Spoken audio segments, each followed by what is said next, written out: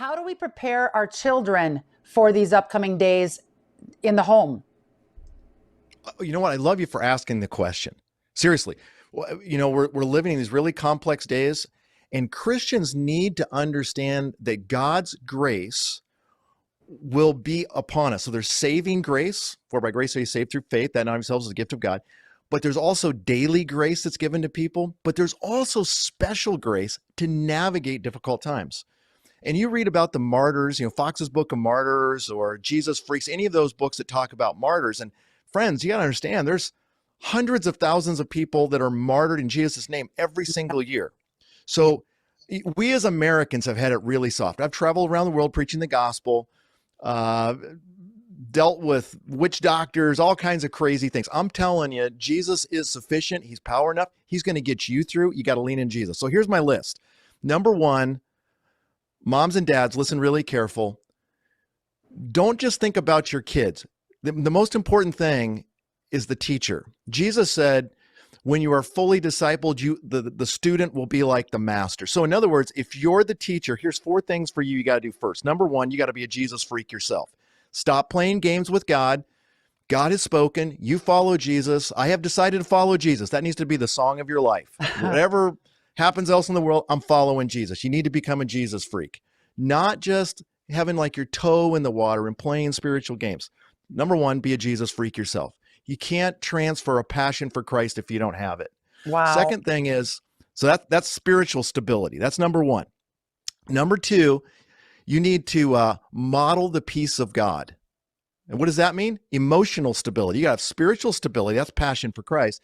Emotional stability is, hey, whatever else is happening around us, God has us in his hand. It's kids, we're going to be okay. Yeah, the world may be falling apart. Yeah, there may be biochemicals. Listen, 1,000 things can happen today, but God has you right where you need to be, and we can rest in him.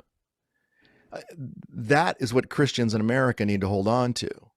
So there's spiritual stability, emotional stability, and then there's physical stability. And what I mean by that is Proverbs tells us a wise person makes a plan. A foolish person doesn't have a plan.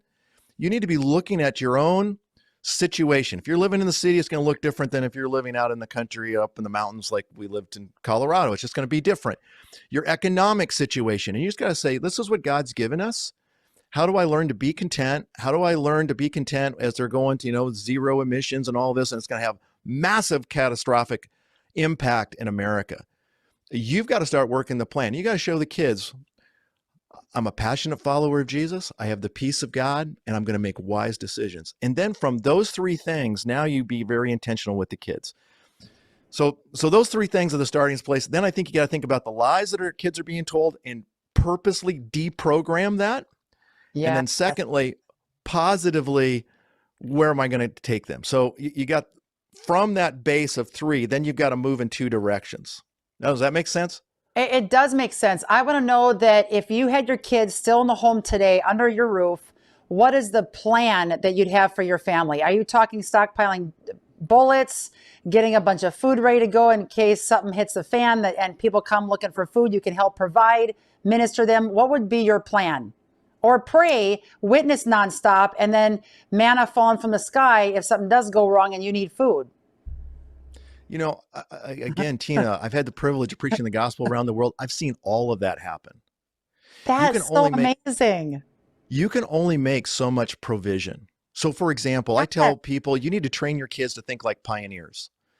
Our family got in wagons, they crossed, the Oregon Trail, the California Trail, they went west.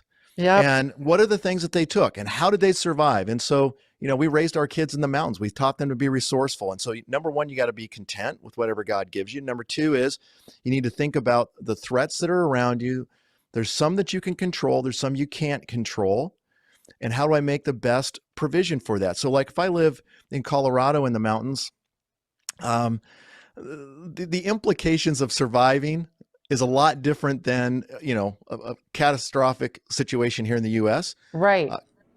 Is different than me living in Minneapolis. And so People are always saying, like, what are the 3 things that you would do? Remember this, God tells us to be content with food and covering. Doesn't matter where you're at, what continent you're on. 1 Timothy chapter 6, content with food and covering. So those are the 2 things you want to think about first. And then thirdly, you want to look at your own like net worth and your earning capacity and all that stuff. And it's going to change. So I've got friends who have 5 years worth of food stockpiled. Gosh. I've got friends who probably don't have 3 days worth of food. And I can tell you this, if you follow Jesus, he's going to take care of both groups. Okay, stay tuned, everybody, to hear about the devaluation of the dollar. Look at that timing. And the upcoming one world government right after this.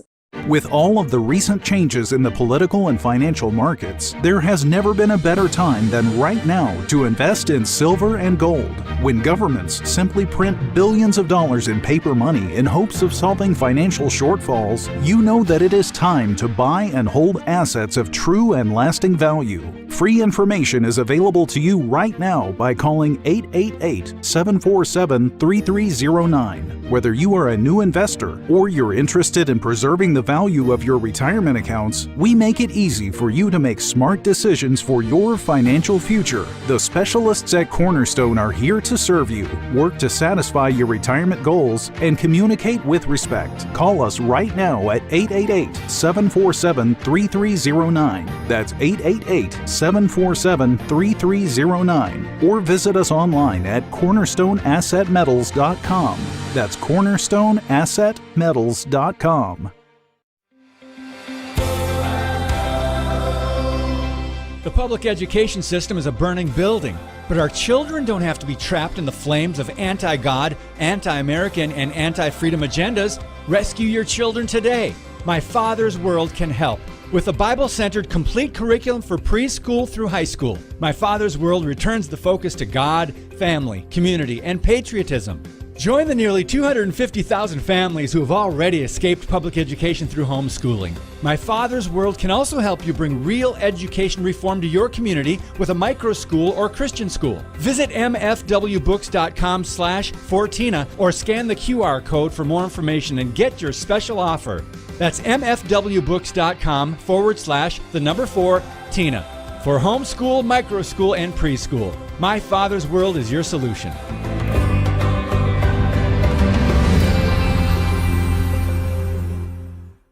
Okay, like I said before the commercial break, we did a whole series called Becoming Cashless Society 2 weeks ago. It's a must-watch, perfect with what you just talked about. How do we as believers prepare for the devaluation of the dollar in the days ahead?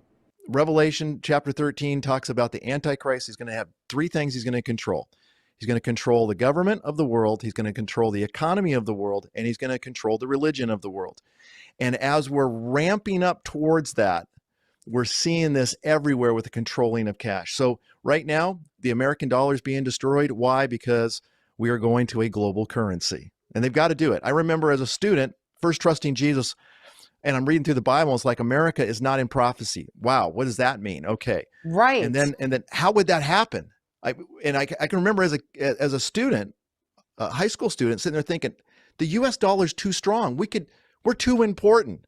And we're seeing the destruction of the U.S. dollar right now. Absolutely, which goes right into this major question we have a lot of people asking us, the supply chain issues, control of resources that are setting the stage for a one world government. Can you talk about how the supply chain issues and the control of these resources actually set the stage for this one world government?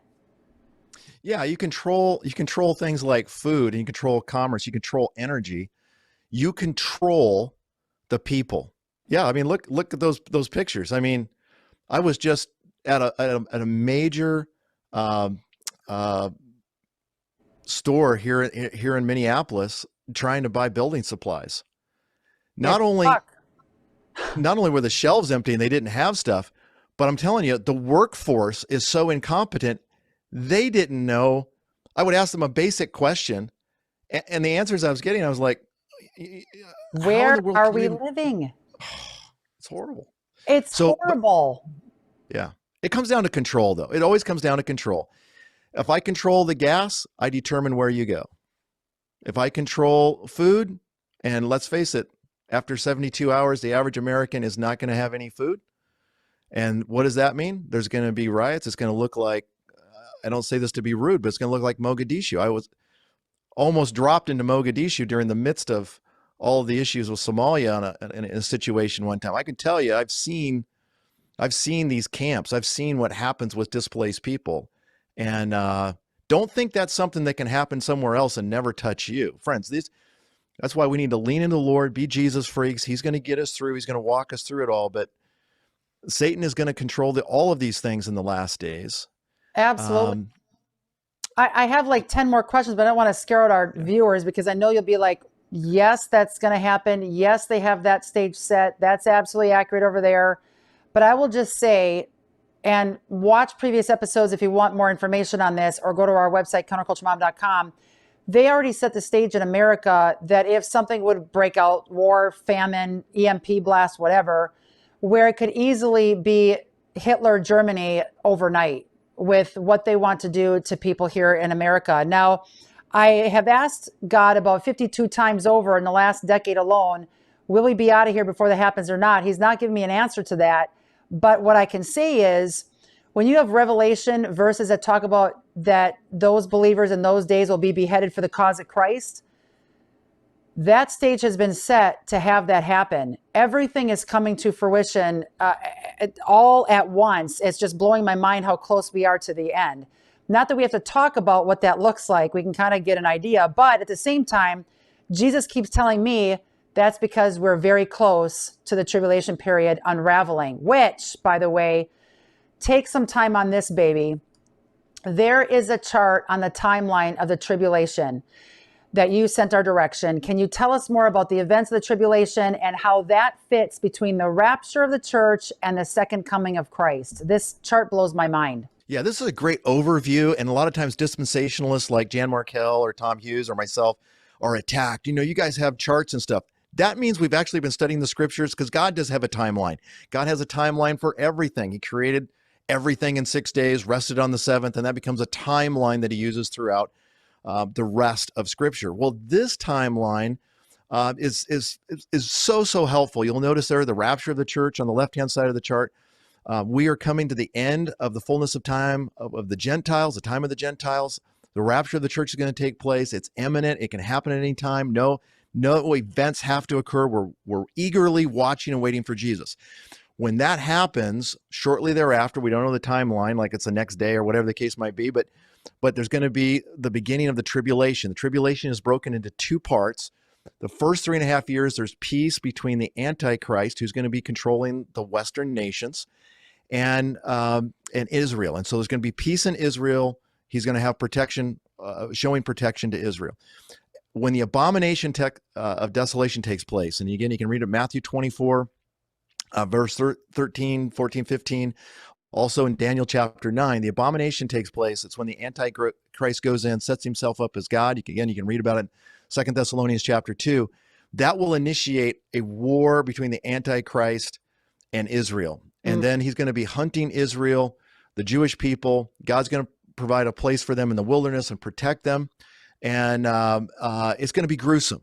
I mean, if you think about what we've seen in history, and I'm a history buff, Hitler is small potatoes compared to what's coming. Jesus says there has never been a time like it. And if he didn't keep it to 7 years, no flesh would survive. So it's 7 years, according to the book of Daniel, chapter 9, divided in half. And then as you read through the book of Revelation, you starting in chapter 6, it'll start with the seal judgments, and then it goes to the trumpet judgments, and then it goes to the bowl judgments. And at the end of that, Jesus comes back. That's the second coming.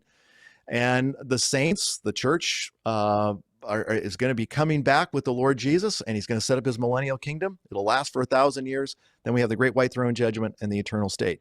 So that chart is helpful at a glance to like, where do these Bible verses and stuff fit? So. Yay! I love it. The good news is rapture is right around the corner.